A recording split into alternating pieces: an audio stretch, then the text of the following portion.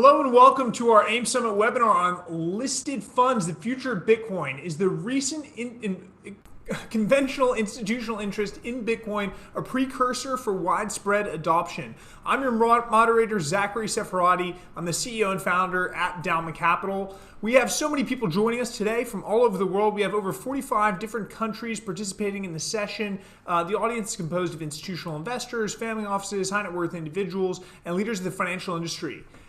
Feel free to submit your questions as they come throughout the session. There's a Zoom Q&A dialogue at the bottom of your screen. If you're joining us on YouTube, please like this video and subscribe to our YouTube channel now. Excited to introduce our webinar partner today, 3iQ. Founded in 2012, 3iQ is a Canadian investment fund manager focused on providing investors with exposure to digital assets, disruptive technologies, and the blockchain space. 3iQ was the first Canadian investment fund manager to agree to terms and conditions of the Canadian Securities Regulatory Authorities to manage a public Bitcoin investment fund and multi-crypto asset fund for Canadian accredited investors. Access to these new technologies can be daunting, costly, and inconvenient. 3iQ has worked through a stringent regulatory process to offer investors a convenient, familiar investment products and gain exposure to digital assets. Introducing our speakers today, Frederick Pai, the Executive Chairman and CEO of 3iQ, and Omar Hassan, Institutional Sales Director of 3iQ. So excited to have you guys with us today. Fred, you have an incredible background. Please tell us, how did you get interested and when in Bitcoin? Hey, Zach, thank you very much for having us and welcome everybody. We hope to have a lot of fun in the next half hour and tell you really about all the advantages of having regulated publicly traded funds. But to start off, Zach, I was managing a multi-asset momentum portfolio, which had a really simple theory. It was, out of the 16 asset classes that most investment advisors look at, why don't we just own the best 7 all the time?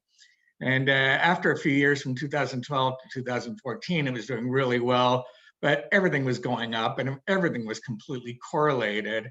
So as good hedge fund managers, our best objective is always to find that perfect non-correlated asset class.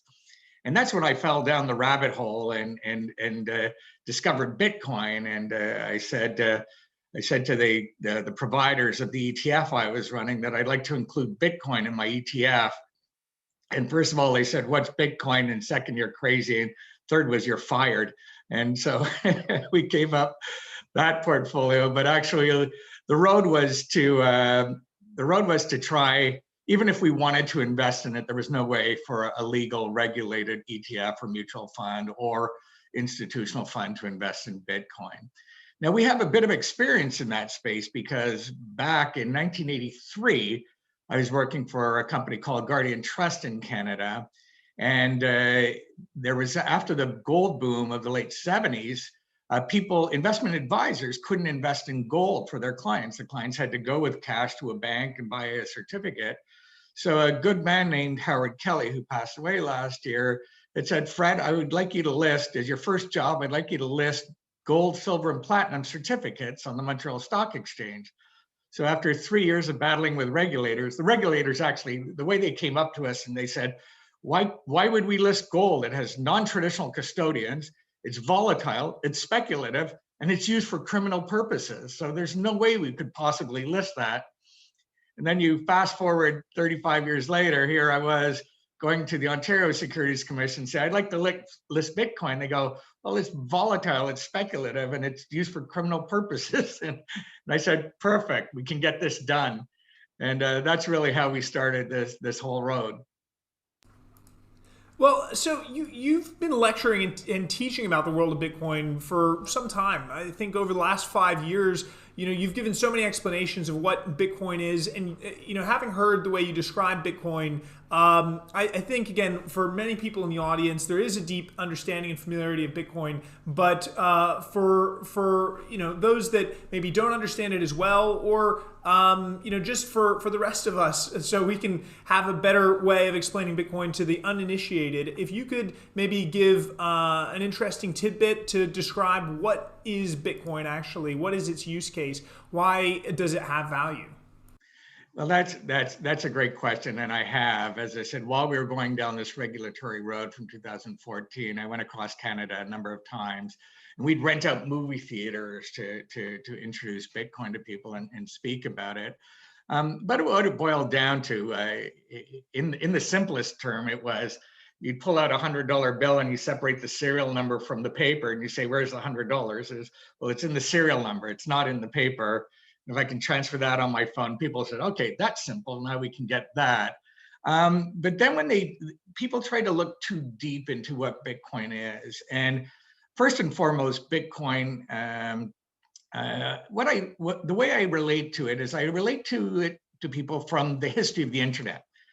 Now, the internet was invented in 1971 with something called TCP/IP, which was developed by the U.S. Defense Department. So one computer could speak to the other computer. And it wasn't until 1982, which was quite a while later, that this simple mail transfer protocol was created, SMTP, which was also known as email.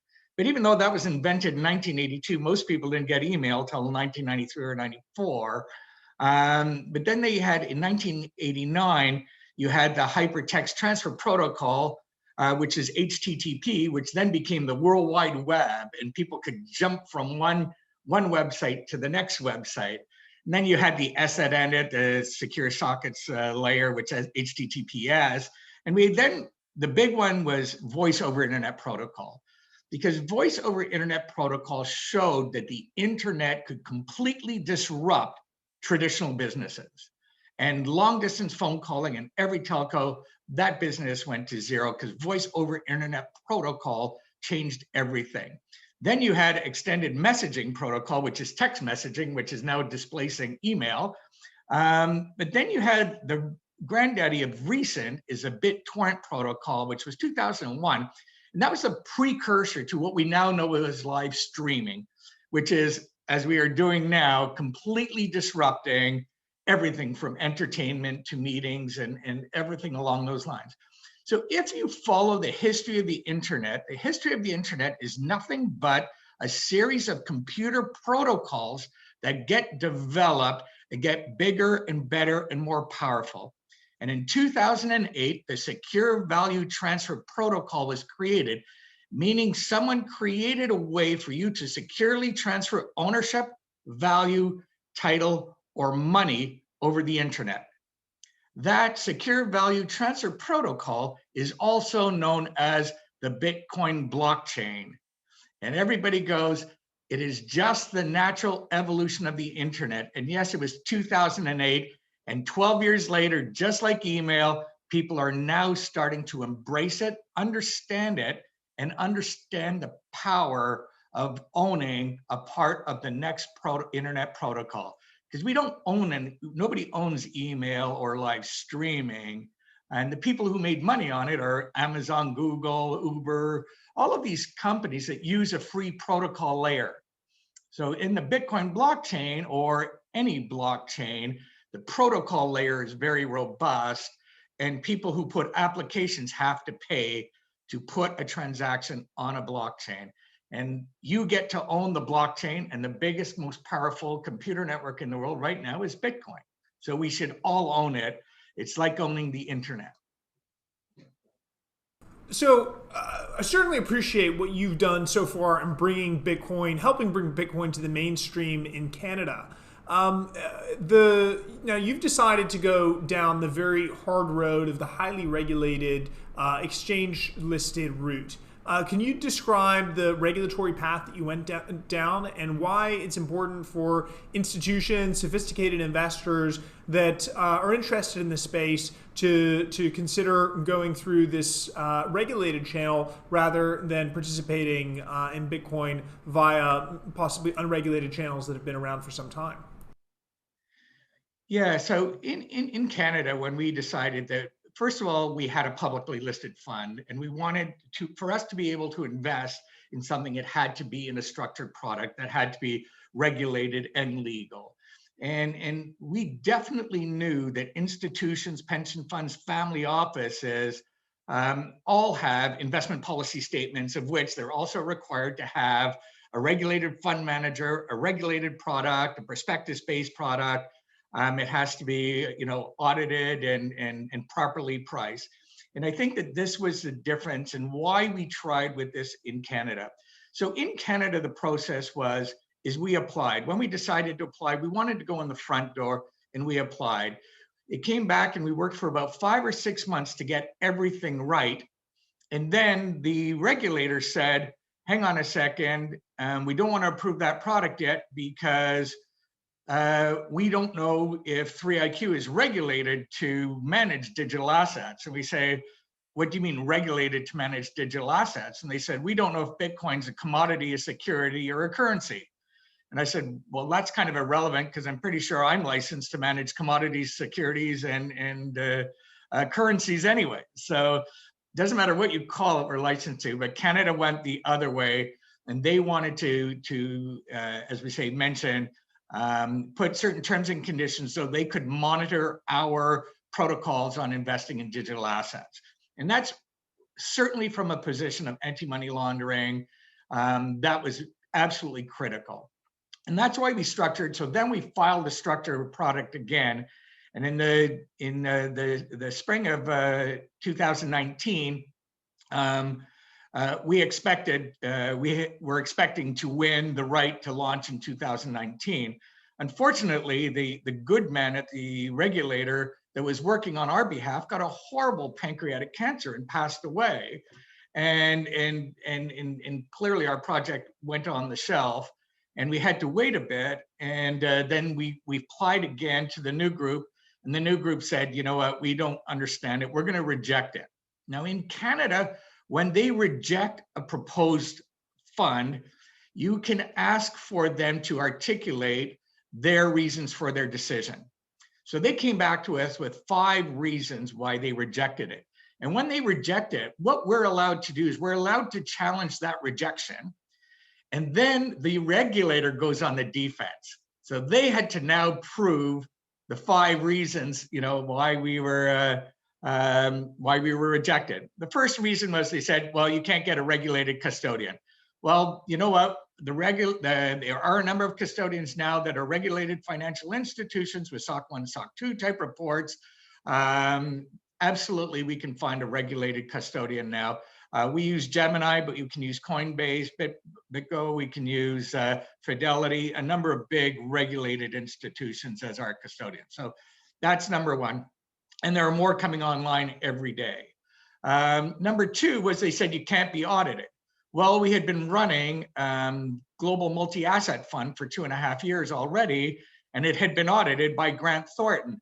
So the judge was sitting there saying, well, hang on a second, you say it can't be audited, but I've got Grant Thornton who audits your fund, and they say it can. So I'm going to have to go with Grant Thornton on this one, which was great. So that moved it. Then they said, well, I don't believe we know how to price it properly.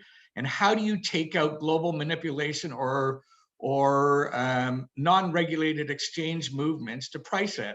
Now, we're very fortunate that we're partially owned by Jan Van Eck and Van Eck out of New York, who also owns a company called MVIS out of Europe, which is an index provider. So we created an institutional quality Bitcoin index that makes sure it only takes data from live exchanges and live OTC trading desks that are all on a regulated platform. So we believe we have the best, most accurate Bitcoin pricing in pricing our fund. Then they did talk about market manipulation, and they were trying to use proof that markets in China sometimes had overnight blips and movements such as we see on BitMEX quite frequently. But we said we don't include those in our index anyways. But more importantly, the judge said, although there is potential evidence of market manipulation on some foreign markets, there is definitely enough proof that there is solid, legitimate, significant trading in Bitcoin on regulated platforms around the world. And so he agreed with that. But then in Canada, and every regulator around the world uses this, and we get this out of London right now, is they're using their big moral suasion stick. We don't think it's in the public interest for people to own Bitcoin. And what we did in Canada is we said, well, hang on a second, 5% of Canadians, from a recent study, by the way, which was written by the Ontario Securities Commission, your study says 5% of Canadians own some kind of digital asset for investment purposes. And we had 110,000 Canadians lose $250 million on the collapse of an exchange. And the judge said, even though you've got that big stick that allows you to reject something, that big stick isn't, it's not all powerful. You can't use it all the time. And he said, in this instance, it's about time that somebody stood up and regulated this product and used the structure that 3IQ developed to have easily the safest, best tracking Bitcoin fund in the world. And so here's a fun part of the story. We had a big order book built up. We won the judgment in October of 2019, and we're ready to launch in February. And in March of 2020, what could possibly go wrong? Well, in our risk profile, we forgot to write pending global pandemic that's going to shut everybody down and run for the fences. So we launched this fund, believe it or not, with only $15 million, Zach, in April of 2020. And this week we just crossed over 1.4 billion in Bitcoin and over 2.2 billion in other assets at 3IQ. So it's been an amazing ride. Certainly an incredible journey. I mean, the development from going through the regulatory process, what could possibly go wrong, a global pandemic, but it's an incredible achievement to be now 1.4 billion of assets. I believe the second largest exchange traded Bitcoin product in the world, and certainly very excited to see this continue to develop. Omar, one of the things that Fred touched upon was the challenges that regulators had in defining what Bitcoin is. Is it a commodity? Is it a security? A lot of people have referred to Bitcoin as the new gold, as a digital gold, as a better version of gold. Would you agree with this thesis? Is this a good way of thinking about Bitcoin? How is or isn't it gold? What might be better or worse about Bitcoin than gold? Yeah, that's a great question. And we definitely hear that exact statement come up pretty frequently, And I think the underlying reason why people refer to it as gold is just due to the natural scarcity of Bitcoin. There's a finite amount of Bitcoin ever created, and there will never be more Bitcoin than sort of the entire supply. And I think the main differentiator there is just with gold and with any commodities, continuously finding new supplies, continuously mining new areas. So there's always speculation around, what is the total supply? And as we've seen in sort of the recent market environment with the US continuing to print dollars and inflation increasing, a lot of people are looking for a hedge. And historically, what you would have seen is in this current environment, money would be flowing into gold and gold products just to sort of hedge inflation. And what we're seeing in the market right now is completely different from that. Gold assets are decreasing. Billions of dollars are flowing out of gold, and they're coming into Bitcoin products, exchange traded projects such as the 3IQ funds and other vehicles as well. And you're seeing these very large institutions, such as MicroStrategy and Tesla, take a hedge against inflation by not allocating to gold. They're actually allocating to crypto through these massive, large dollar allocations. So I think that is just almost the initial wave of this, where institutions are realizing there is no shortage of cash printing here in the US with the current economy, the current environment. There's no reason that you would sort of want to hold a physical gold or anything of that nature, and just the lack of the use of it. So Bitcoin has almost become a natural flow of that. It's, if I want to hedge against inflation, if I'm worried about the continued printing of dollars in the US, how can I protect my assets? And we've seen it in the likes of allocating in Bitcoin. And I think the last number that I saw was close to like $3 billion over the last few weeks has outflowed from gold. and into Bitcoin related products. So I don't think it's to say Bitcoin is, a replacement for gold. I think it's just a gold 2.0 or a better way to hedge exposure and inflation. Just touching on a question from the audience relating, you mentioned Tesla, Elon Musk coming into this space recently. Chris V has asked quite a few questions asking about the impact that Elon has had on the industry, whether this is a good entry point or whether it's too late for investors. With MicroStrategy and some of these big corporate investors recently coming into the space, Goldman Sachs announcing that they're reopening their Bitcoin desk. To me, that's an indication that we're still quite early in this party, but would certainly love to hear your thoughts on where we kind of are in the adoption life cycle, whether this new round of institutional interest is building is really up to all the hype. Yeah, no, absolutely. And I think it's really interesting, especially with MicroStrategy and their CEO becoming such a large supporter of Bitcoin, whereas Fred and myself and everyone that's been in crypto since, early 2016 has been called crazy along the way. We've been pushing that exact agenda of you need exposure to Bitcoin, you need to hedge against inflation. This is another way to do it. And after all of that due diligence and hard work, we finally come to a space where institutions now understand the story. It's cash is going to continue to decrease in value, and you can either allocate to gold or you can own some sort of crypto exposure. So what MicroStrategy has done has sort of put them up, on a higher pedestal of institutional grade capital coming in with large allocations, billions of dollars into the space, has essentially credentialized it. So what you're seeing is they're continuing to add exposure. They're continuing to have sort of a network snowball effect. So speaking to the desks and some of the largest crypto OTC players, this has only spiraled the situation and continuing to grow, meaning that MicroStrategy and Tesla are not the first to announce it. There is a queue of massive institutions that are onboarding to these entities, gaining exposure to 3iQ and other products. And in total transparency, I think this is still very, very early in the stage.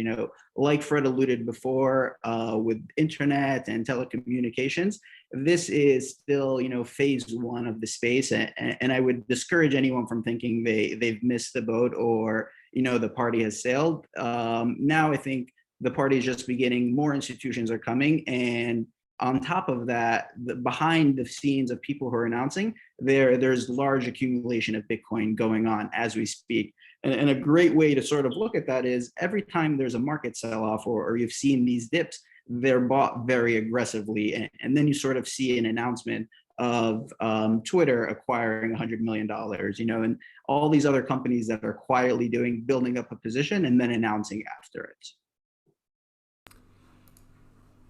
So you've discussed how Bitcoin can be useful as a hedge. That with the tremendous amount of money printing, monetary stimulus, and that expected monetary and now fiscal stimulus. We're looking at what I think $1.9 trillion stimulus package, and people are seriously concerned about the value of their dollars. The Federal Reserve in the U.S. now has a flexible average inflation targeting framework that allows them to actually overshoot 2% inflation potentially for sustained periods as well. Obviously for Bitcoin to be useful as a hedge, it has to, that relates to its correlation to dollars and to other asset classes. How does Bitcoin correlate to other assets? How is it uncorrelated? How should people think of Bitcoin as a hedge? Yeah, no, absolutely. And if you don't mind, I could share the screen with you real quick. We have a great slide that sort of discusses that exact conversation we're talking about as to why it makes sense to have exposure to Bitcoin and what's sort of the correlation. So 1 second, let me just pull this up right here. So this slide is a great way to sort of discuss what the correlation of Bitcoin. And I think a very simple answer is Bitcoin is not really that correlated in terms of exposure to the asset class. What you see here, from 2010 to year to date, there has been one clear outperformer in terms of performance, and that has been Bitcoin. And a great way to think of Bitcoin is a risk on asset. So in a sense, when people say Bitcoin is correlated, I would say agree with that statement, and it's correlated to risk on assets. And what you could see here is in 2014 or 2018, when there was massive sell-offs across the entire board, or risk-off assets in general sold off, Bitcoin was obviously correlated with that. And you saw in 2014 and 2018, they were down respectfully. But if you look at a broader base and you say, great, when market is working, when everything is sort of in line and risk on is performing, Bitcoin has been the consistent outperformer across all of those years. And the one thing that I wanted to highlight here, in the risk off or the risk on sell-offs, you only see the only other asset that sort of significantly outperformed was just dollars, holding USD. And that was in a different market environment. If you look at current market environment now, a lot of guys and a lot of institutions and firms just don't want to have excess cash sitting on hand, sort of the reasons we discussed. And that's why they're going to Bitcoin as another way to hedge their portfolios, gain uncorrelated assets. And it's true, as risk on assets sell off, your Bitcoin is a risky speculative asset. But I think we're moving away from that now. When we first started owning Bitcoin and talking about it, was you were viewed as the black cat in this situation.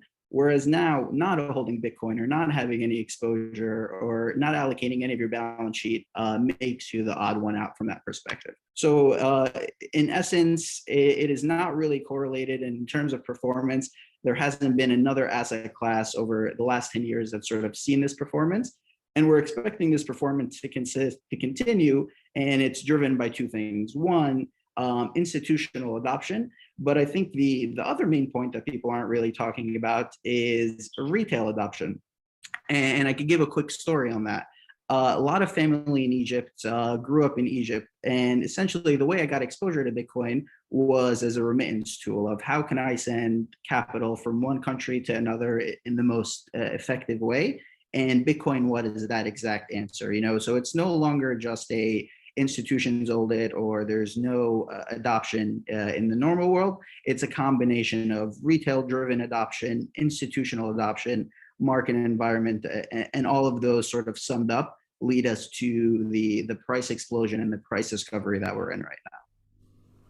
So you've been talking about the institutionalization of Bitcoin, the fact that investment products are becoming more institutionalized, that the investor profiles, the players in the space are becoming more institutional. You talked about retail adoption as well, moving up the curve. What does this look like in different countries? How does this look from a U.S. perspective, from a Canadian perspective?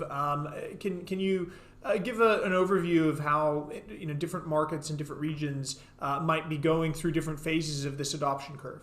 Yeah, no, absolutely. And I think that's a great question. What's really interesting is it's just not a phenomenon in the US or adoption. I think the entire asset class has become so institutionalized, it's almost unrecognizable. And a funny story is when I first started in 2017, was one of the largest trading desks. And we were trading hundreds of millions of dollars, and we were executing these trades through Telegram. And it was essentially chats back and forth, and we were trading and executing very, very substantial sizes of trades. And if you look now at the sophistication and the infrastructure and the plays, a MicroStrategy or a Tesla buying those kinds of allocations wouldn't have been possible when we first started on. There would have been massive market impact. So in essence, the bear market and sort of the downtime has allowed a lot of the infrastructure to catch up of, from the qualified custodians, gaining bank structures to the exchanges, to a lot of the other important aspects of the entire ecosystem. So I think that's really important to sort of highlight as an institutionalizing of the asset class. The main question is from an investment perspective, and I think the answer is yes. On US, you continue to see the closed-end vehicles continue to gain traction, continue to gain AUM, and as an easy way to gain exposure. And that's exactly why the 3IQ team has been working pretty extensively on the cross-listing and the listing of other products to help gain that exposure. So from a overall industry, you know, historically, the only way that you could gain exposure was just buying Bitcoin outright. Now we have sophisticated tools such as closed-end funds. You've seen some conversations around the ETF in the United States, and they're working up that. So I think overall the asset class has matured drastically in the short time of, you know, the 2 to 3 years that we've been involved, and that adoption has come, you know, from the infrastructure and the ability to support these massive waves and hordes that are coming. So Eric Burling from our audience has asked about the landscape of some of the listed funds. It sounds like, again, the majority of these funds are listed in North America. But maybe Fred, if you could give us an overview of the landscape of listed funds and whether any of these funds like your own is interested in listing in other markets or on other exchanges where you might, investors might be able to access them via different trading hours and via their local channels. Yeah, that's a great question, Zach. And 3IQ strategy has always been, obviously, everybody's waiting the magical ETF in the United States, but people may be aware that once the closed-end funds were approved in Canada, we ended up with 3 closed-end funds in Canada. And we also ended up with, we're now will have probably 5 ETFs in Canada, each with slightly different features and different conversion treatments. But a closed-end fund in Canada is different than a closed-end fund in the United States, for example. In the US, it's a non-regulated product that trades on an OTC exchange, a non-regulated exchange, which prohibits mutual funds and in general, a lot of pension funds and institutions from investing in an OTC, or certainly limited to the amount of an OTC product that they can put in their portfolios from a regulated perspective. In Canada, they're considered mutual fund trusts, and in the US, a closed-end fund is permanent capital. You can never get your capital back. In Canada, there are redemption features on both monthly and annual redemption features and conversion features that make a Canadian closed-end fund very popular. In Europe, there are easily over a dozen or a dozen and a half now vehicles that are considered exchange-traded products. Exchange-traded products are normally either derivative-based or debt-based products that have third-party risk attached to it. So we believe the Canadian style product is easily the cleanest, should track Bitcoin closer than anything else, probably has the lowest group of total expenses on running the funds.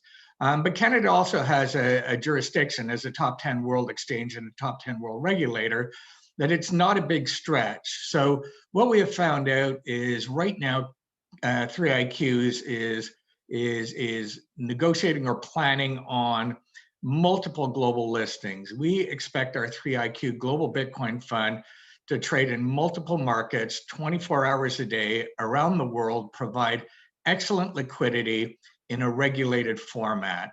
And I think really the biggest difference, Zach, between what we do as money managers, and this is what really gives the family offices and the regulators the safety. When you run an ETF, which is why the SEC has rejected an ETF, you have many market participants who will buy Bitcoin from many different places and contribute at 4 o'clock every day into that fund for units of that fund. Tracking the sources of that Bitcoin is not easy. Whereas a regulator can come into 3IQ's office, they say, we want to see your trading blotter. We want to make sure that every single trade went through a regulated OTC trading desk or on a regulated exchange to make sure that each one of these Bitcoin is traceable, because there is zero room for money laundering in the in the Bitcoin space, certainly in the regulated Bitcoin space. So the fact that 3iQ has its own trading desk, it monitors religiously all protocols, all our cybersecurity protocols that a lot of people don't understand how they work. All of these protocols have to work very, very well. And when it took 4.5 years for the regulators to get it done, I looked at it as a 4.5-year due diligence by probably one of the most stringent regulators in the world. So we can be proud of what we created. Now we'd love to see it in Hong Kong, in London, in New York, and hopefully we get into places like Australia, Singapore, and Dubai before some of the other markets end up there. So you touched upon the importance of provenance of the Bitcoin that you are buying in a regulated fund, and this is an issue that regulators focus on. As you know, we work with some of the largest miners in the world. What are some of the advantages of actually buying Bitcoin from miners that have never actually circulated? Yeah, they call those virgin coins, Zach, and clearly Canada has a number of the biggest miners in the world, publicly listed names like Hive and Hut 8, great companies. We've got Bitfarms, we have, and I know of a couple of actually UAE joint ventures in Canada for mining, looking for cheap electricity up here in Quebec. So it's a friendly jurisdiction, it's got cheap electricity, but now they produce what are called virgin coins. They have not been around the world, they have not been in circulation. For companies such as 3iQ, our trading desks are in touch with these type of mining people all the time. And so the bigger, the better, the cleaner. It's all just good for the industry, which all kind of takes us out of that mysterious area of what is this whole crypto world. Crypto is, Bitcoin certainly, and other digital assets are going mainstream. And I think Chris Bernisky said it best. He says, "You're not early, but you're certainly not too late." So you also touched upon the interest in listing in other markets, so that 3iQ's exchange traded Bitcoin funds can trade like the underlying, trading 24 hours a day, trading across markets with global access. You touched upon interesting markets like Dubai, like the UAE for those kind of products. Again, what are some of the things that make markets like this interesting for potentially listing these products? Is it a time zone factor, the fact that you have different trading days of the week here, access to different pool of investors? Is there a potential for Sharia compliant Bitcoin product? What kind of dynamics might be interesting for we have a lot of people dialed into this webinar that I can see from the Middle East, from India, from this kind of corridor. So what might be other aspects that make this market interesting? Well, again, I think you hit the nail on the head, Zach, is we believe the confidence in investing in the product comes from being able to access it on your local market. And I'll give you an example. Let's talk about India, for example. We know that India has this ban on the use of Bitcoin, or trying to ban it. But maybe it shouldn't be banned as an investment vehicle, which will give people at least access, to Bitcoin. And sure, the people from India can, open up an international brokerage account and buy off the Toronto Stock Exchange. But until you can go into the country and work with the regulators, let them understand the safety, the security of the product. One thing that our regulators did say, and I want people, especially if there's regulators around the world that are looking at this, it's the regulator's job to ensure that a construed product is legally and properly constructed and in all aspects of their local law. It's not their job to shield investors from volatility or from speculation or judging whether the technology works for the long run or not. And in Canada, for example, we've approved over the last 100 years thousands of gold mines that have ended up with nothing but dirt. But that doesn't mean you should ban gold mining in Canada from a public equity markets point of view. We do believe in the technology. There's one of three reasons you invest in Bitcoin. You understand the technology and the power of the biggest secure computer network in the world, which is easy. Second, you buy it as a non-correlated asset.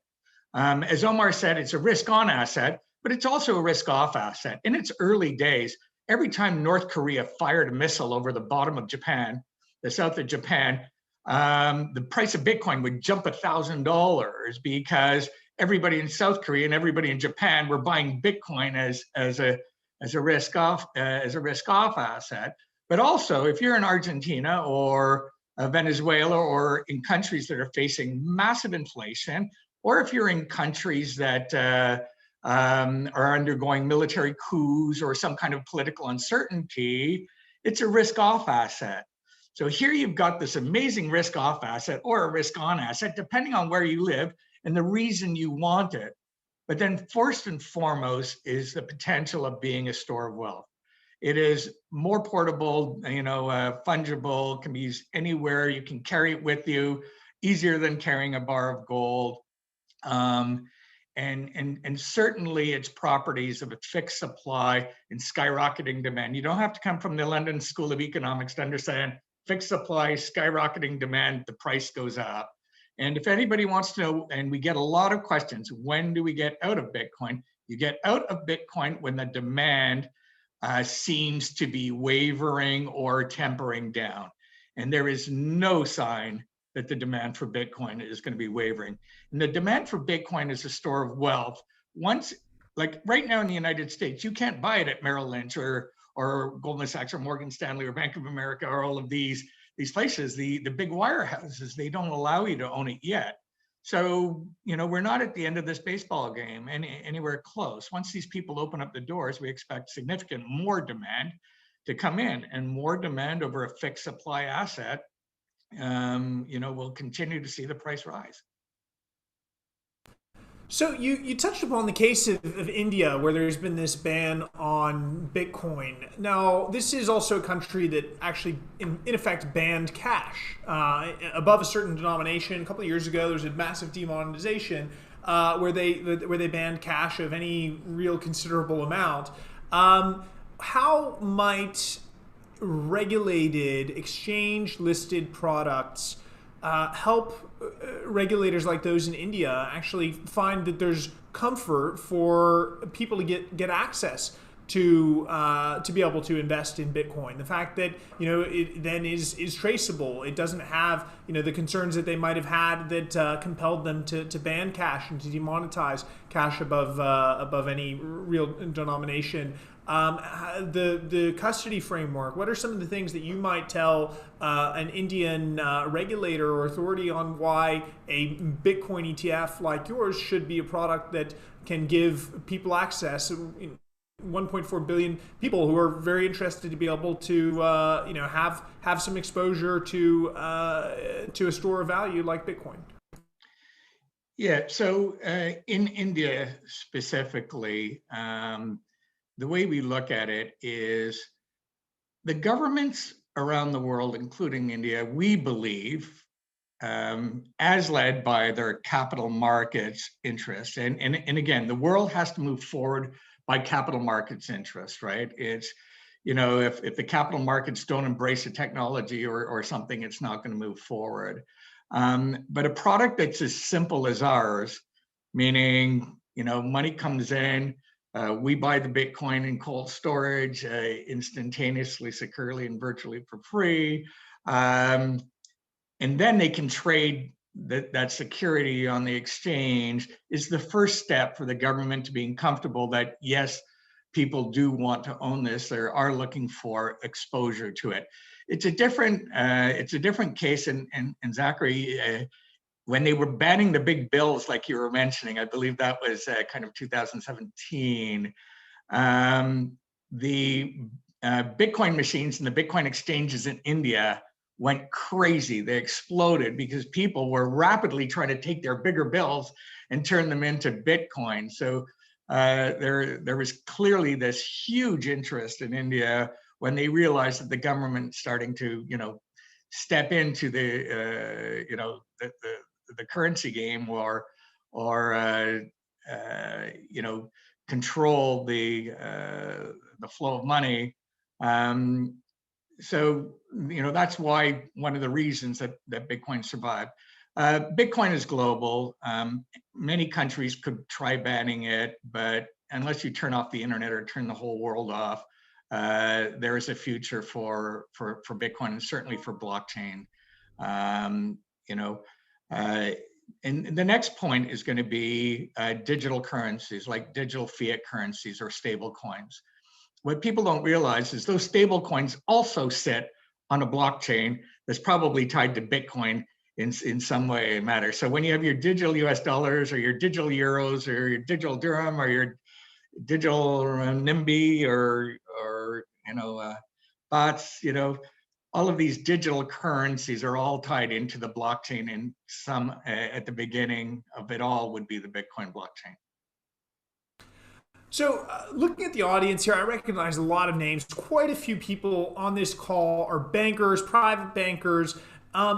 So, one of the challenges and frustrations, we're sitting here in the Dubai International Financial Center with a lot of institutions, is they've been, particularly those that have large networks of high net worth individuals or they're managing wealth for individuals, is they haven't had a product to be able to sell to their clients to give them exposure. They've been asking about Bitcoin, and very, very, very few banks have been able to have a product. Selling Bitcoin directly has not been something that works. So how have access products like yours that are listed on reputable, regulated markets with strong liquidity, how have those helped wealth managers, helped financial institutions work with their customers in order to give them access to cryptocurrencies? Well, I'm going to, first of all, before I pass it off to our Director of Institutional Sales for the Americas, Omar, I'm going to give the old 3IQ plug here, saying go to www.3iq.ca and ask us questions or try and get in touch with us. But 3IQ is a regulated money manager, portfolio manager. We can run segregated products. We run public traded products. We run exchange traded products, and we can run white label products. So all the foreign bankers that are saying we'd love to have a sub-advisor manage our Bitcoin for us, we're right here to help them get through in a regulated way, get through all of that. But in terms of how the institutions are looking at it, I'll pass it over to Omar to just answer this. Yeah, no, absolutely. And I would almost highlight that exact sentiment. So prior to joining crypto, I was on the other side, working at Goldman on the private wealth management side. And it was a very common question. I keep hearing Bitcoin, I keep hearing Bitcoin, how can I get exposure? And as a bank, our answer was we can't custody Bitcoin directly. And what that essentially meant is there's no way that a client can go to their private banker or their wealth manager and say, get me Bitcoin exposure, without them going on through the headaches of opening up an account, worrying about the custody, worrying about the security, et cetera. So it was a very long-tailed and hard pitch to give to the clients. What the closed-end vehicles enable clients to do is a very similar manner to what they're doing.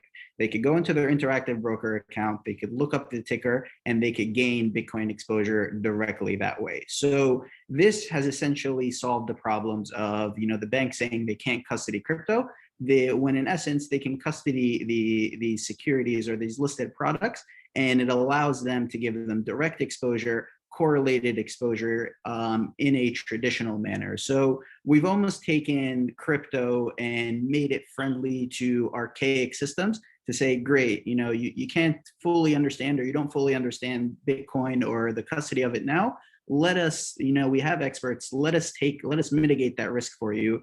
We're working with custodians, we're working with the top exchanges, the top dealers, et cetera. And that has enabled the conversation to go a lot smoother of, okay, great, you checked all these check marks from custodian, from security, from how you're gaining your exposure, KYC. we are now comfortable to say, great, this is a product we can add on our platform. And a lot of clients that we're dealing with right now are doing that exact thing. It's, I want Bitcoin exposure, I want Ether exposure or other asset classes. How can I do it? And it's like Fred said, you could either go on the 3IQ website and happy to walk you through it, or it's, if you have an interactive broker, or most brokers that we're dealing with have enabled the clients to gain access to the security that way as well. So you've been talking as well about institutional investors. What kind of institutional investors are we talking about? Are we talking about fund managers? Are we talking about sovereign wealth funds, pension funds? What kind of institutional investors have you started to see adopt this? I mean, we obviously talked about some of the corporates, the Teslas and the MicroStrategies, but it would be great to hear what the institutional investor landscape looks like and how much more room there is to grow from more institutional investor adoption. Yeah, absolutely. And I think at a high level, it's all of the ones that you've mentioned. So historically, what it's been a very long-tailed education process of all the sovereign funds, of all the hedge funds, of all the pension funds, et cetera. And that has been the focus of the team historically for the last 2 to 3 years, getting people to understand what Bitcoin is. We're almost past that paradigm now. The institutions, the hedge funds are now understanding it. And they understand if they don't have exposure to crypto in general, performance is going to lack extensively. So what we're seeing is early stage hedge funds that need performance, that need uncorrelated returns, are now allocating some of their portfolio, 1 or 2% of their portfolio over to crypto. One, just to get exposure to the asset class, and two, to stay in line with all the other competitors. So it's almost a network effect of hedge funds have started to add it, pension funds need to add it next, and they're already adding it. And it's a step-by-step increment of gaining exposure and gaining it in the easiest and most recognizable way to these clients is what we've seen. And why would hedge funds and pension funds and potentially sovereign wealth funds use an ETF when they, or an exchange traded product or a closed-ended fund to gain exposure to Bitcoin or to cryptocurrencies rather than just buy them directly? Yeah, no, that's a great question. And the main portion of it is the security and the regulatory aspect. A lot of boards don't want clients or to own, or the firm itself to own Bitcoin directly. So they don't want to worry about the headache of custodying it. They don't want to have relationships with all the OTC desks and the exchanges that we've set up. And quite frankly, it's a very burdensome product to do so, of onboarding with 3 or 4 liquidity providers to make sure you're getting pricing, onboarding with the top custodians and the fees associated with that, et cetera. It's a very burdensome process, and a lot of the firms are working to make it easier. But currently in the state we're in, it's a lot harder to get approval. So what our product does is it mitigates all that risk. You don't have to worry about the custody. You don't have to worry about the exchanges. You don't have to worry that you're getting the best execution and your assets are safe. We've done all the groundwork and almost all the dirty work per se that people aren't comfortable with, and presented a packaged vehicle that allows them to gain exposure in a very, very similar way, as opposed to, having 20 different exchange relationships. You're facing off with 3IQ, a regulated entity, and it mitigates a lot of the burden that is associated with owning crypto outright.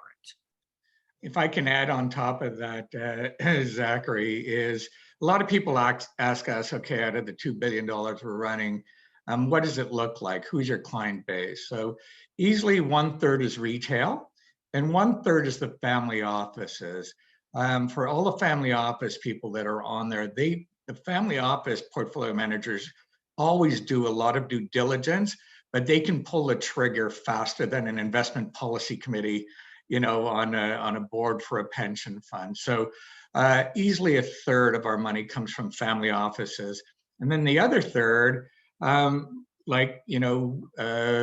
when Omar said that performance in your mutual fund or your global macro fund or your global technology fund is going to suffer if you don't have exposure to this space. And one thing I will say, kind of as a closing, because I know we're coming to the end of our time, the advantage of a Canadian closed-end fund, we have 2 different structures. So for more of your sophisticated listeners here, we have 2 structures. We have something called a normal course issuer bid, and we have something called an at-the-market offering.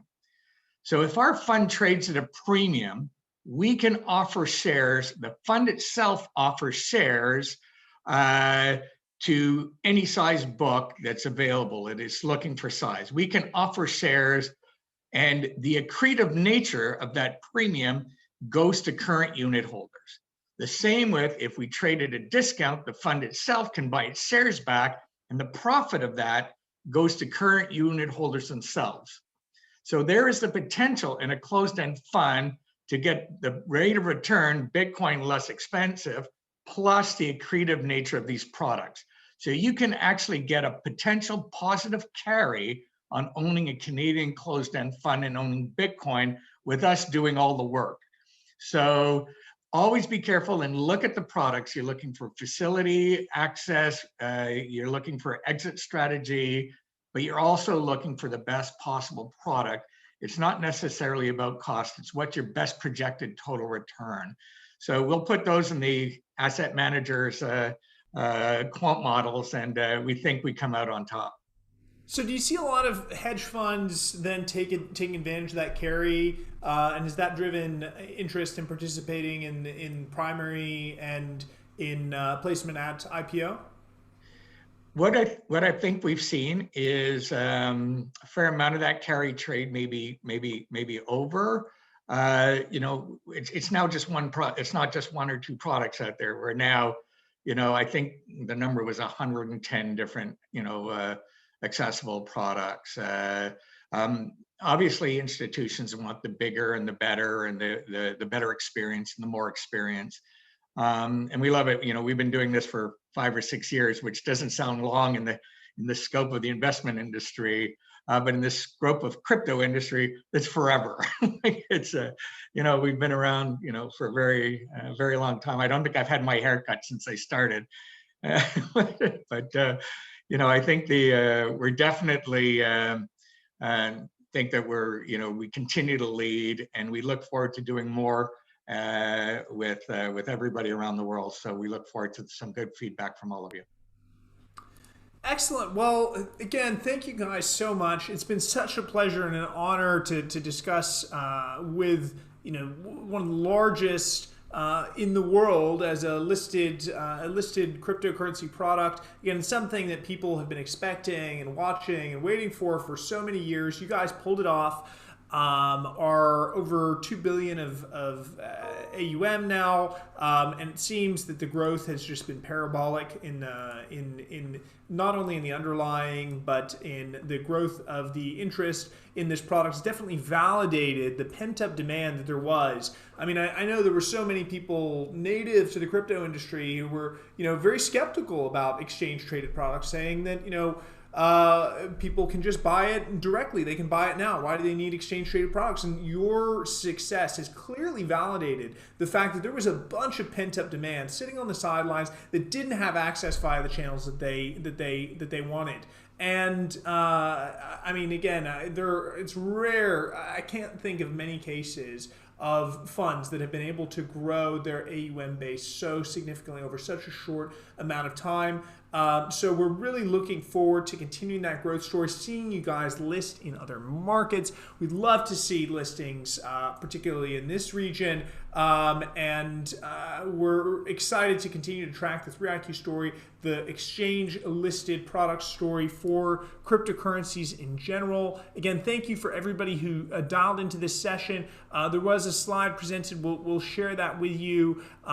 Please, again, if you'd like any more details about 3iQ or about our webinar upcoming sessions, please follow us on LinkedIn to receive updates, and look forward to having you as subscribers on our YouTube channel and for aimsummit.com. Thank you guys so much for coming on with us.